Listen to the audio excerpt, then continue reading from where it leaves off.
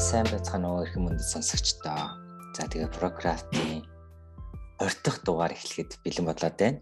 За өнөөдрийн зочноор болохоор подкастын маань эхний хостууд маань бол орж ирсэн. За манай зочин маань өөрийгөө танилцуулаарай. За өдөр орой минь өглөөний минь бас. За намайг Бэлгүн гэдэг. Өмнөх подкастууд дээр нэлээд олон орсон да. Сонсож байгаа хүмүүсээ таних байхаа гэж. За тийм энэ удаагийн дугаартай зочноор орж байна. Окей. За тэгээд хост миний би санаа байна.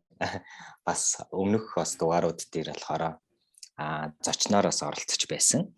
Окей. За өнөөдрийн гол ярианы сэдэв бол бид нар UX UI design сэтгэл судлалын мэдлэг хэрэг ач холбогдолтой байдаг вэ гэсэн сэдвийн талаар ярилцах гэж байна. За тэгэхээр юуны шууд зочноос л асуугаад эхлэе гэж бодож байна. За ер нь сэтгэл судлал гэж яг юу юм бэ? За сэтгэл судлалын талаар хариулт өгөөч. Окей. За юуны төрөнд би ингээд амар сэтгэл судлалаар сурч марч төгсч мөксөөгүй те. Ингээд бакалаврын зэрэг эрэг, докторийн зэрэг эрэггүй те. Гэхдээ хэд хэд ном уншиж исэн. Тэгээ ер нь бол өөрөө тийм сонирхолтой хүн байгаа даа сэтгэл судлалын талаар. Тэгээ өдөр тутмын амьдралдаа янз бүрийн сэтгэл судлалын trick and tricks-ийг тийм те ашиглаж явдаг тийм хүн байна. За юуны төрөнд бол миний мэдлэг бол тийм сонирхчийн төвшин гэдгийг анхаарах хэрэгтэй. Тийм. За тэгээд сэтгэл судлал гэдэг нь маань ерөнхийдөө бол яг Google-ийн хэлж байгаагаар хүний оюун бодол, зан характер тэгээд нийгмийн хүчин зүйлсээс шалтгаалж өөрчлөгдөж буй тийм оюун ухааны талаар судалдаг тийм шинжлэх ухааны салбар байгаа даа. Сэтгэл судлал гэдэг нь товчхондоо. Тэгээд энэ цаашаа дэлгэрүүлэх юм бол нийгэмд байгаа ойлголт нь сэтгэл судлалыг нэг жоохон тийм хүнд гэж ойлгоод байх шиг байдгийн.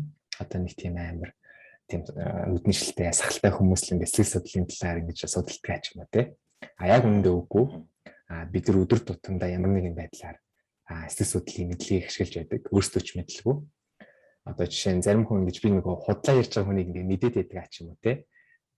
Эсвэл би ингэ хүнд итгэлтэй хүн ямар байхыг ингэ мэддэг ч юм уу те. Ингэ нэг хэлээд байдаг шүү дээ зарим хүмүүс.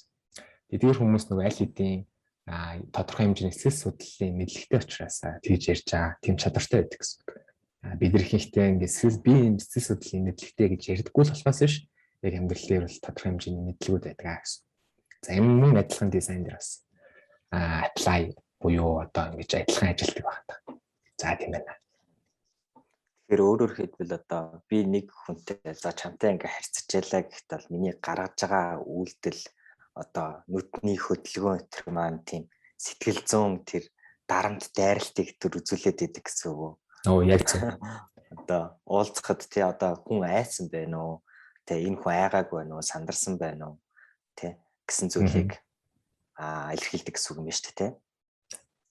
За тэгэхээр бидний өнөөдрийн бас гол зүйл нь болохоор илүү нөгөө дизайнеруудаа зориулаад дизайнерт хэрхэн сэтгэл судлалын мэдлэг ингээд нөлөөлдөг юм бэ?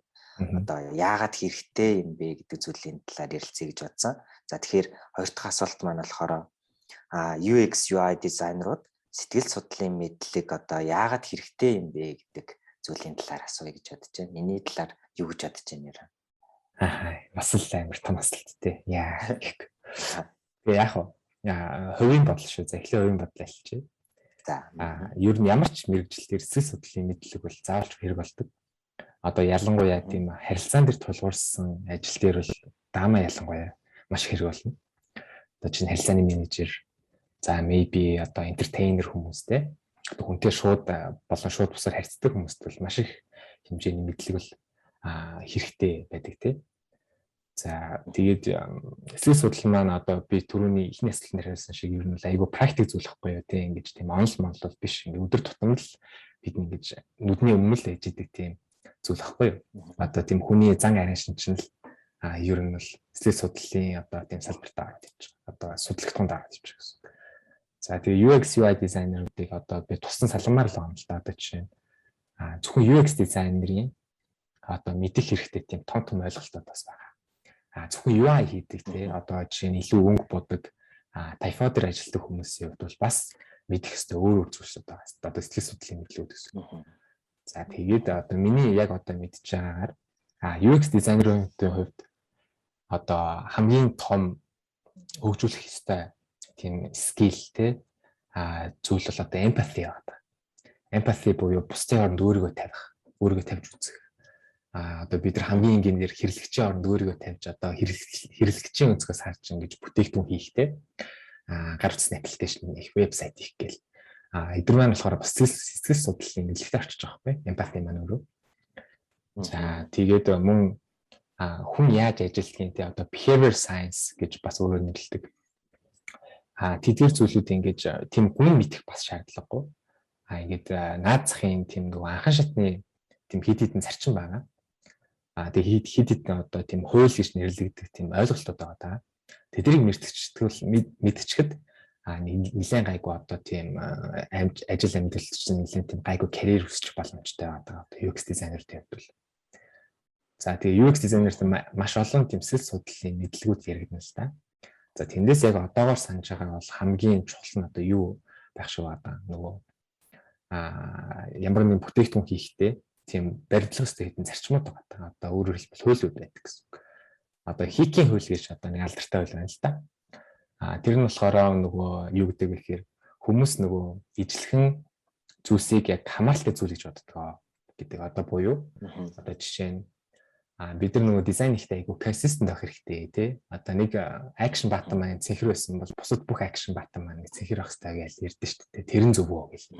Тэгээ яагаад зөв гэсэн чинь хүн угаасаа нөгөө байглаасаа ингэж тийм ижлэхэн дүрстэй ч юм уу ижлэхэн өнгөтэй зүйлсийг энэ яг л нэг зүйлийн одоо нэг том зүйлийн хэсгүүд байна. Тэгээ эсвэл одоо нэг зүйлэл хийдгийг одоо нэг тийм утга илэрхийлж байна ч юм уу гэж хүлээж авдаг байна. Одоо би банк дөрвөлжин мараад ах юм бол дараагийн дөрвөлжнийг яг ижлэхэн өмнөх дөрвөлжингүүдтэй адилхан хийх байхаа гэж хүлээх нь шүү дээ. Тэгдэг гэсэн үг. Одоо хийкийн үйл. Тэгээ хийкийн үйлийг илүү дэлгэрэнгүй ярих юм бол зөвхөн тийм одоо shape буюу одоо тийм гаднах дүрсээр нь бас тийм хязгаарлахгүй. Энэ болохоор өнгө орж байгаа. Тэгээд нөгөө зай авалт орж байгаа. Тэгээд нөгөө хооронд ийм ойрхон групплүүд орж байгаа.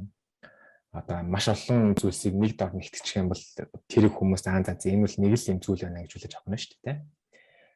Тийм учраас ингэж нөгөө бид нар ингэж нөгөө дизайн хийхдээ том төснүүдийг ингэж тус нь салгаж яадаг гэсэн үг байхгүй тий. Тэгээ бүгдийг ингэ холчих юм бол тэр чинь logically биш болчихно гэсэн үг байхгүй тий. Уялдаа хамаарлаар нь ойрхон байрлуулах тийм юм биш тий. Тийм. Тэгээ ижлэхэн зүйлсийг яг зөв сайн уялдаа хамаарлах гэж айгу гоё өгөөш. Тэгээ ижлэхэн зүйлсийг уялдаа хамаарлалтай зүйл нэ гэж үздэг гэсэн. Одоо яг миний санаж байгаа. Тэгээ миний дизайн ихтэй баримтлалтай зүйл бол одоо тэр хийкийн хууль гэж байна тий.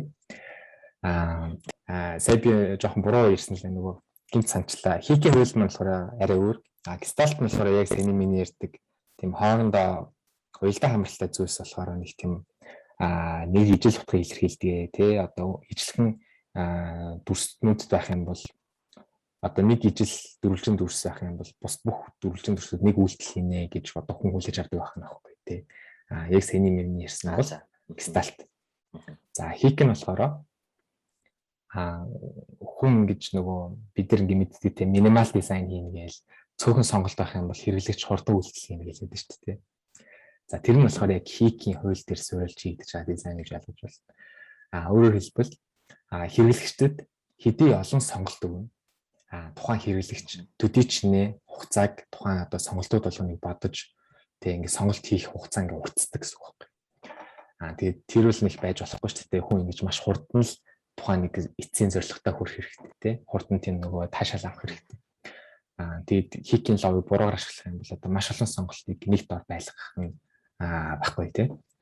Тэгээд гих мэтчлэн хэд хэдэн одоо тийм basic principles зарчим гэх хуулиуд байдаг байна та. Яг UX дизайны хувьд бол яг миний мэдж байгаа бол нэг иймэрхүү байна. Тэгээд та бүхэн бас Google-ээс судлах юм бол маш болон өөр тийм жишээнүүд гарч ирэх болно. Тийм л энэ да UX дизайны хувьд бол. Окей. За тэгэхээр яг сэтгэл судлал хийкийн хууль мөл гэдэг нэг юм зүйл яриад ах шиг байна. Энийг одоо дизайн дээр ингээд чамд ашигласан тийм бодит жишээ яг байдгүй нэг хэрхэн одоо ашигладаг вэ? Өөрийнхөө одоо жишээний туршлагаасаа хуваалцаач. Тийм манай ProCraft чинь гол үйлчлээ спринт аваад байгаа тийм. Тэгээ нөгөө дизайн спринтер би тэр нөгөө туршилтын зураг гаргадаг. Тэгээ скетчээр гаргадаг байхгүй тийм. Тэгээд энэ хуулиуд болохоор бид нар яг энэ нэршлэр нь ашигладаг ч гэсэн нөгөө ингэж олон дахин ингэж нөгөө фейлдсэн дизайн хийсний улмаас одоо ингэж өөрсдийн мэдлэгөө тухайн хуулиудыг ашиглаад эхэлсэн байдаг юм билээ. Одоо чинь туршлагын дизайнер бол одоо ингэж consistent дизайн хийх байхгүй тийм. Тэгээ яагаад гэвэл consistent бус дизайн хийх нь ингэж хор уршигтай гэдэг аль хэдийн мэдсэн байдаг гэсэн үг тийм.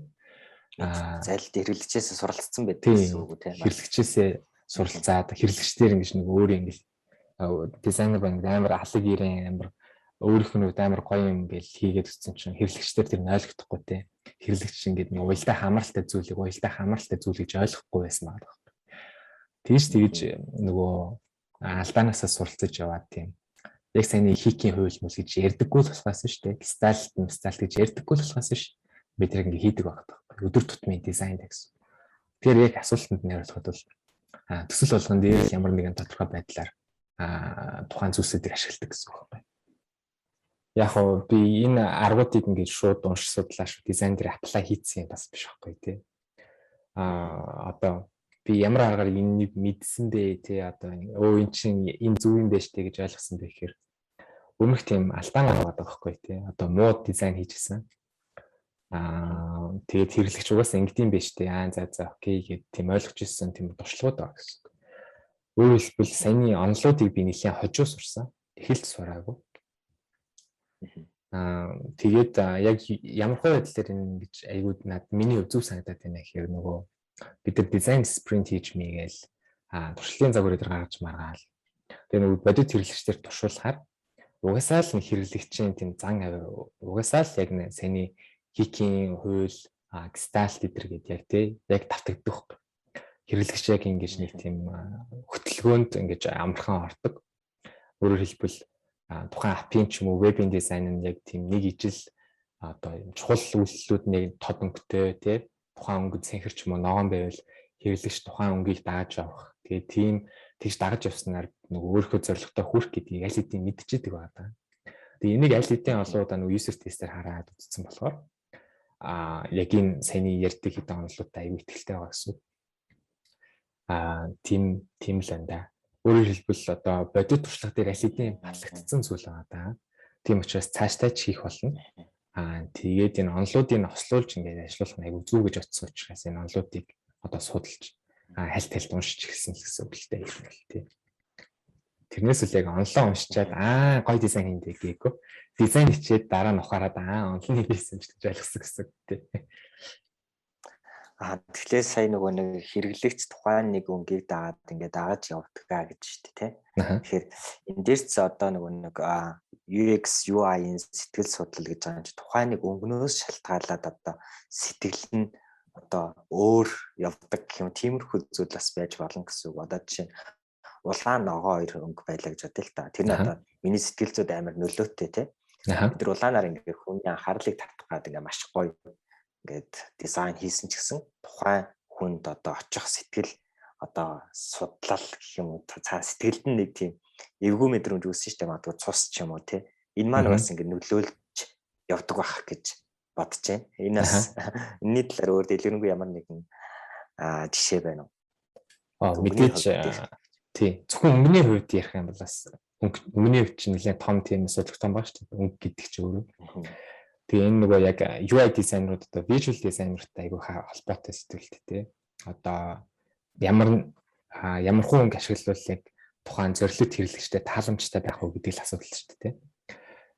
Ясаны нөгөө сая улаан гэдэг өнгөл тийм анхаарал татахгүй тийм нэг тий анхаараарай гэдэг юм шиг тийм өнгө шүү дээ тий. Тэгэхээр энэ өмнөд ч гэсэн одоо сэтгэл судлалтай шууд холбоотой. Шууд бус биш яг л шууд холбоотой. Одоо бид нар ингээл мэдэндээ 10 жилээс хойш үздэглэсэн нөгөө өнгөнүүд ингэж иймэрхүү зүйлийг гэлтээдэг тий одоо цагаан өнгөл тийм ариун хар өнгөл нэг том жоохон юу бохирдсон өнгө гэлээд шүү дээ. За тэр юм чи. За юу ч гэсэн тийм ойлголтууд байдаг. Тэрийг хүмүүс яагаад тийм нөгөө хэрэглээд байна тий яагаад улаан өнгө ингэж анхаарал татгуу зөнгөө гэж хэлээд байна гэхээр нөгөө бидний бас нөгөө туршлагад л юм л та хүмүүсийн одоо генд нь баг үлдсэн гэсэн үг. Одоо хүний ген буюу генд байгаа мэдээллүүд бид ингэж одоо хүн яг одоогийн төвшөнд тийм ажиллаж амьдрах үйс болгосон байгаа даа шүү дээ. Одоо бидний гений мэдээлэлд ингэж янз бүрийн мэдээлэл байгаа гэсэн. Одоо тухайн мэдээлэл дотор нь болохоор тийм улаан өнгөл тийм аюултай өнгө шүү гэсэн мэдээлэл байгаа гэсэн үг хэрнээ зарчмын үед. Тэгэхээр одоо эртээр үед одоо тийм улаан өнгө цус сандуулдаг байсан ч юм уу тийм магадгүй галыг тийм аюулыг мэдрүүлэх байсан учраас одоо үр хөвгтүүд нь болох бид нэр одоо улаан өнгийн юм харахаараа тийм аюултай мэдрэмж авдаг гэсэн. Яг тэгвэл бидний генд байгаа гэсэн үг байхгүй. Гэх мэтчлэн одоо бид нар чинь синхрон харахаараа жоохон цайвар синхрон гарвал одоо тэнгэрийн өнгө байгаа даа шүү дээ. Тийм эрхчлөө заримдаа тийм гуниг уутгаар гэл өнгөд дээ шүү дээ. Тийм одоо жоохон одоо мөстөө юм шиг тийм. Одоо тэгэхээр байгаль дээр байгаа өнгөнүүд ингэж бидний генд нөлөөлөөд тэгээд маш олон жилийн дараа ч гэсэн ингэж тухайн мэдээлэл нь хадгалагдсаар яг одоо энэ одоо UX UI дизайн хийхэд ингэж маш их хэрэг болдог гэсэн. Баггүй. Одоо жишээ нь байгаль дэлхийн арай өөр өнгөтэй тийм. Одоо бүх өнгө эсрэгээрээ байсан бол одоо жишээ нь гал цэнхэр өнгөтэй байсан бол магадгүй бид нэр өнөөдөр улаан өнгийг биш цэнхэр өнгийг аюултай өнгө байна гэж үзэх юм уу байх боломжтой гэсэн үг байхгүй. Тэгэхээр ерөөсөө тийм туршлагын сэтгэл судлал яваад байгаа гэсэн үг. Ер нь. За. Тий. Тэгэхээр энэ одоо өнгнөөс шалтгаалж ингээд тухайн одоо сэтгэл хөдлөл маань бол өөрчлөл. За сэтгэл хөдлөл. Тэгээ би яг энэ сэтгэл хөдлөлийн талаар бодож байгаа сэтгэл хөдлөлгээ ярьчлаа. Тэгээ өнгнөөс шалтгаалаад одоо ингээд тий сэтгэлд нь одоо нөлөөлөд нь шүү дээ тий. Тэгэхээр энэ маань өөрөөр хэлбэл миний сэтгэл хөдлөлийг одоо хөдөлгөж яах гэсэн үг юм байна гэж ойлгож байна л та. Тийм. Тэгэхээр энэ маань нөгөө нэг одоо бас өмнөх дугаар дээр ярьж исэн байх нөгөө emotional design гэдэг зүйлтэй бас уялдаа хамааралтай байж чадах уу?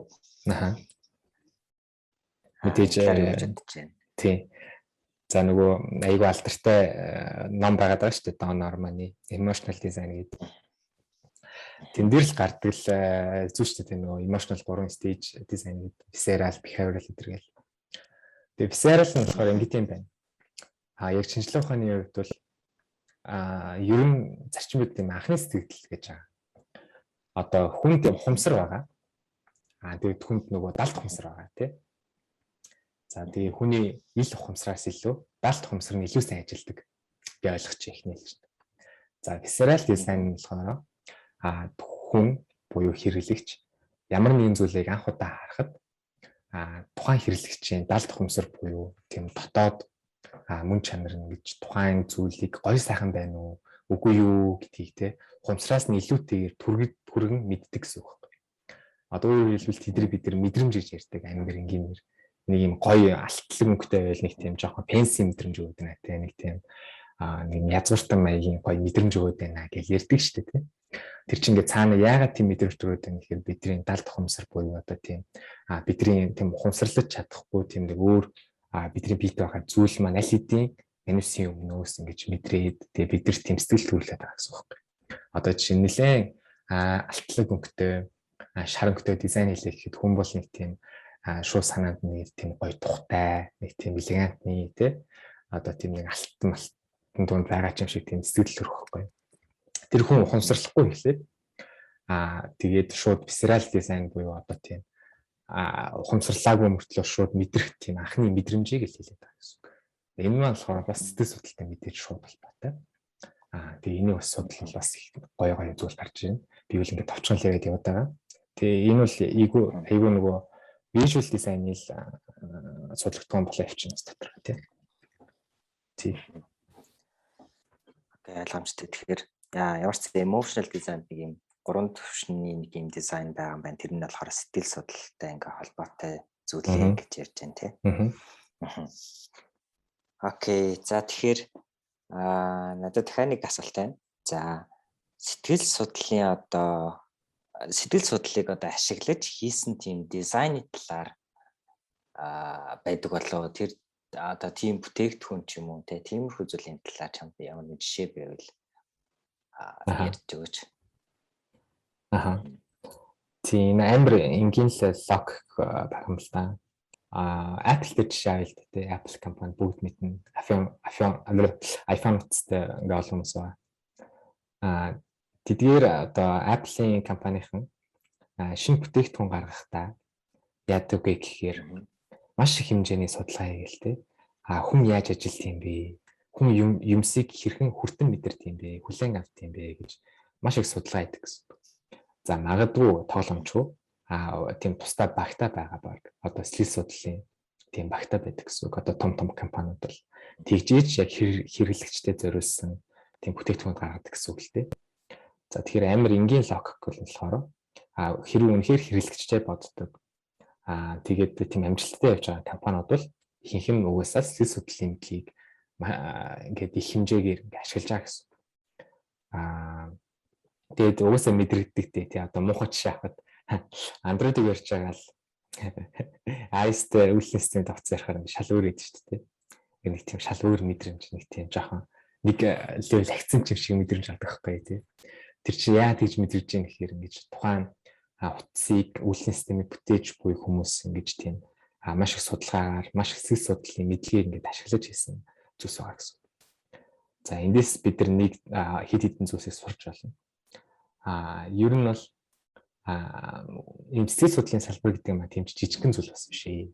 Маш олон тийм сегмент байгаа. Маш олон тийм олон салбарууд байгаа. Тэгээд салбар болгон дээр тодорхой хэмжээний бас сэтгэл судлалын жижигхэн салбарууд байгаа. Өөрөөр хэлбэл эдийн засгийн сэтгэл судлал гэж байгаа. Улс төрийн сэтгэл судлал гэж байдаг байхгүй. Тэрэн шиг одоо UX-ийн сэтгэл судлал гэж бас байх боломжтой юм шиг санагдаад байна. Тэгэхээр бид нэ одоо янз бүрийн дизайн хийхдээ, за магадгүй янз бүрийн ажил хийхдээ тийм ямар ч ажил хийж бол тодорхой хэмжээний мэдлэг байх хэрэгтэй. Өөрийгөө танин мэдэх хэрэгтэй. Тэгээ өөрийгөө танин мэдчихэж бусдыг танин мэднэ. Бусад хүмүүсийн нөгөө ийм зүйл хийж магадгүй гэсэн нөгөө хүлээлтийг өөртөө үүсгэж чадна. Байгаа. Тэгэхээр яг саяны яг асуултанд хариулахад одоо тийм жишээнүүд бол амар олон байна уу? Yung бидний амьдралд хэрэг болж байгаа бүхий л дизайн одоо бүтээгдэхүүн тодорхой хэмжээгээр яг хүний сэтгэл судлалыг ашиглаж одоо хүний зан характер тохируулж хүний зан авирт ингэж яг тохируулж хийгдсэн байдаг учраас л бид нар ингэж ашиглаж байгаа гэсэн үг байна. Одоо ингээл MacBook байна тий ингээл mouse ингээл амар байхад аятайхан одоо ингээл нэг цэмлэхэд 2-3 сар болчдөг гэдэр чинь бүгд л тийм хүний тийм сэтгэл судлалд зориулж одоо хүндээ зориулж буюу хэрэглэгчдээ зориулж хийсэн дизайнууд байгаа байхгүй. Тэгэхээр ерөнхийдөө жишээ гэвэл ингэж эргэн тойрон зөндөл хамгийн их ашигладаг зүйл чинь тэгээд хамгийн сайн сэтгэл судлалын мэдлэг ашиглаж хийсэн зүйл байна л гэсэн үг байхгүй. Тийм л байна даа хариулт. Эргэн тойронд байгаа хамгийн их ашиглагддаг зүйлүүд маань болохоор чиний хувьд сэтгэл судлалыг айгүй их сайн судалсан бүтээгдэхүүн байна гэж харж байгаа юм шүү дээ. Yes. Чиний хувьд тэгэхээр яг одоо хамгийн их ашиглагдж байгаа сэтгэл судлал өндөртэй бүтээгдэхүүн чи юу байна? Одоо яг чиний харж байгаа эргэн тойронд чинь ч юм уу? Амар сони юм л.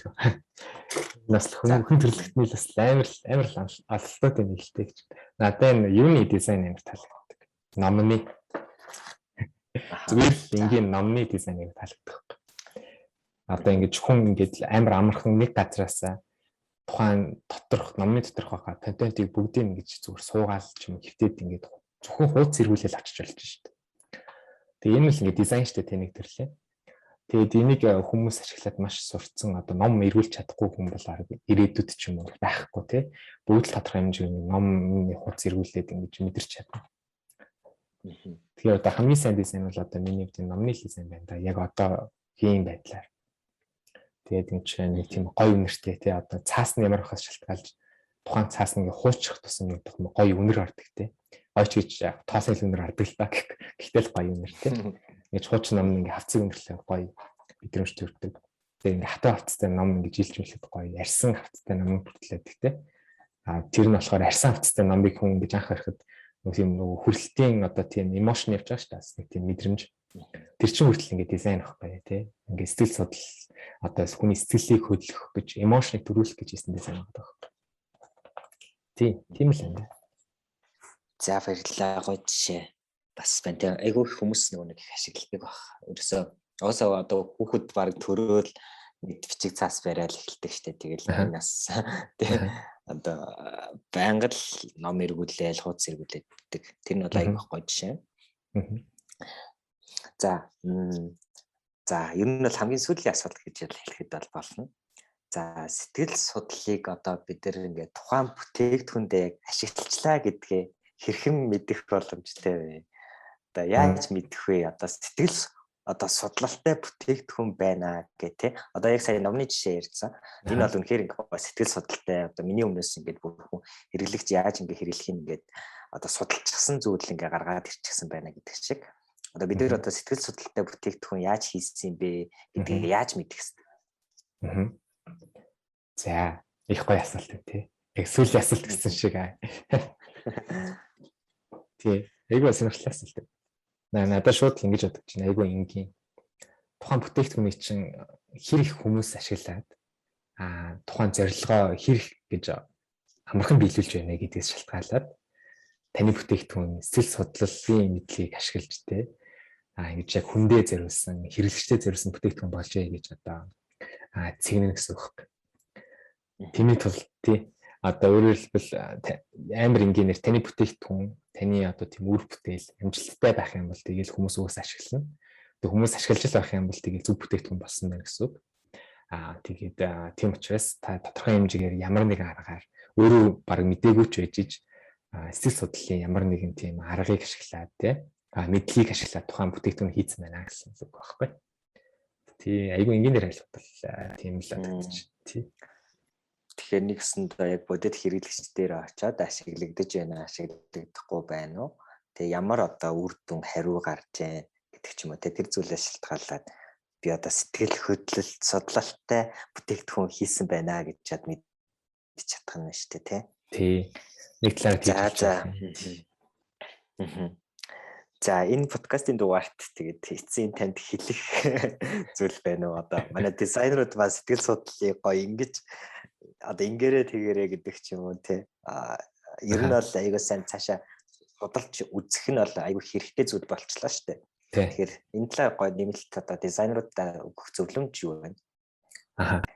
За нэгдүгürt начаа гэж болохгүй гэж. Тий. Өөрөөр хэлбэл ингэж яг хөө би нөгөө шууд нөгөө хийгээл үтцсэн л тийм хүн байгаа шүү дээ. Ямар ч онолгүй судлаа.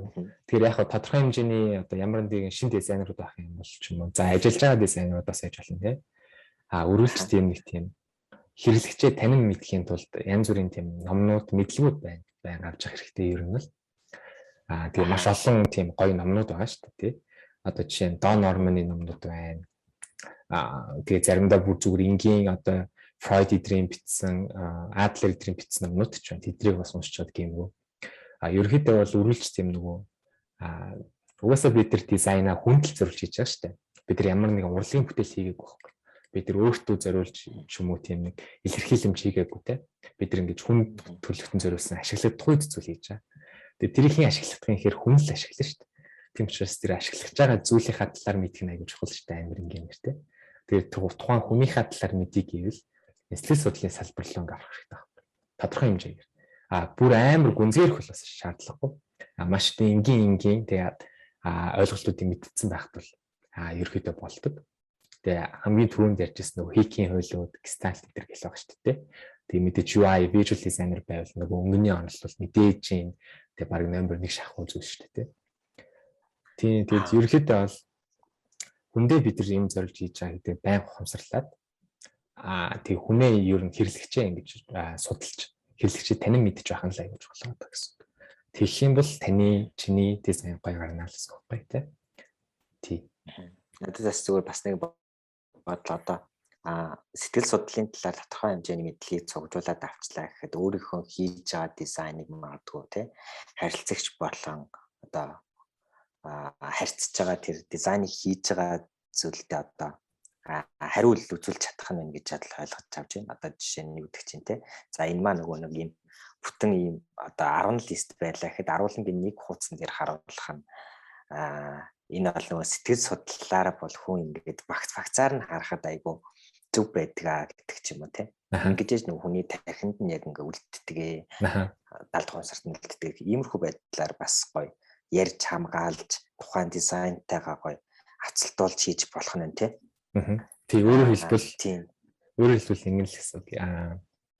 Өөрөөр хэлбэл нөгөө тухайн дизайнаа яагаад хийсэн бэ гэдгийг одоо тайлбарлах гэдэг шүү дээ. Тий. Тэгэхээр тэрнээс өмнө яагаад өөрөө тэр дизайныг хийсэн гэдгийг мэдхийн сэтгэл судлалын мэдлэг хэрэгтэй гэсэн үг байхгүй. Ойлгож байна.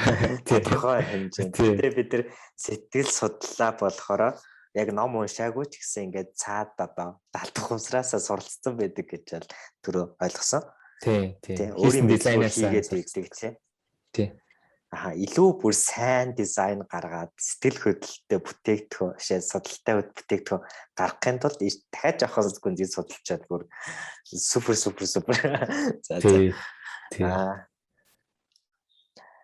Түрүү би бас нэг зүйл бодож ийсэн. Энийг ямарчсан төгсгөлд нь асууч гэж бодож байна. Одоо түрүү бол ингээд UX-ийн талаар, сэтгэл судлалын талаар ингээд тодорхой хэмжээнд ярьлаа гэж бодож байна. UI дээр одоо зүгээр нэг юм хуудсан дээр байгаа одоо скриныг хараад тэр сэтгэл судлалтай дизайн байна гэдгийг бол харж болох уу? Одоо өөрөөр хэлбэл тухайг хуудас ингээд файл хуудас хийсэн байлаа гэхэд энэ нэг хэрэглэгчтэй очиод emotion ч юм уу те тэрийг хөдөлгөж чадах уу гэдгийг мэдэх үү гэж үү? Тийм, сэтгэл судлалтай хуудас эсвэл юу гэдэг чинь шууд клиент нь хараад ч юм уу те. Энэ яг нэг юм сэтгэл судлалгүй хуудас байна да гэдэг ч юм уу. Тэрсэн дээрээс тэгж хэлэхгүй л байна. Нэг л юм болохгүй байна гэдэг штэ тий. Тэгэхээр нөгөө юу болохгүй байгааг одоо клиент маань мэдэж чаддаг уу тий. Тэр тохиолдолд энэ сэтгэл судлал гэдэг зүйл тухайн хуудсан дээр мэдрэгдэж чадахгүй байх гэсэн үг. Одоо мисих гэсэн ойлголт байна шүү дээ тий. Ерөнхийдөө бол. Тий энэ дээр амар энгийн юм хэлээ л тий. Тийм саяны асуултан дээр л амар ингээ нөгөө одоо minor source нөгөө яг уу ерөөхдөө бол мисих гэдэг ойлголт байгаа шүү дээ. Ямар нэгэн зүйл дутуул байна даа гэлтэй. Нэг л болохгүй юм хэлээд шүү дээ. Тэгэхээр энэ л юу юм бэ? Амар ингээ одоо хүний даалгавар ухамсартай шууд тусаар холбоотой. Бас ажиллах. Одоо жишээ нь хүн ямар нэгэн таагүй үнэр үнэртэх юм бол өөрийн мэдлэг ингэж ярваадаг гэж байгаа байхгүй шууд. Ярваа гээгүй чинь шууд ярваадаг. Тэгээ ярваасныхаа дараа би ярвааж шүү гэж мэддэг өөрийгөө ухамсараар. Тэгээ одоо үйлдэл нь төрүүлсэн гэсэн үг байна. Тэгээ одоо мессеж байгаа зүйл гэдэг нь маань яг одоо би ингэ дизайн хараад миний даалт ухамсар одоо өөрөөр хэлбэл надад хэлжин гэсэн үг л дээ. Ямар нэгэн зүйл дутуу байна тий. Тэгээд тэр дутуу зүйл нь болохоор нөгөө миний өмнөх туршлагатай хамаатай. Би өмнө нэг иймэрхүү төстэй хуудас хийж агаад одоо ингэ хийсэн чинь өмнө хийжсэн хуудаснаас нэг л зүйл дутуу байна ч юм уу тий. Тэр тухайн туршлагууд байгаа гэх гэсэн үг.